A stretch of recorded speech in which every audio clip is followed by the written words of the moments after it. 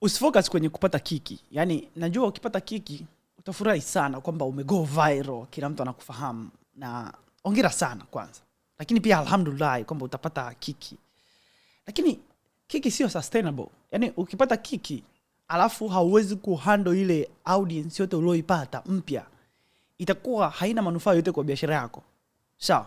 Lengo kwenye kujitangaza, lengo kwenye marketing, lengo kwenye kutangaza biashara yako especially ni kuwa valuable. Sawa? Lengo ni kuwa valuable, kuwa wa thamani kwa watu. Yani kuna kitu ambacho watu wanajifunza kutoka kwako au watu wanafaidika kutoka kwako. Sio tu kwenda viral. Okay?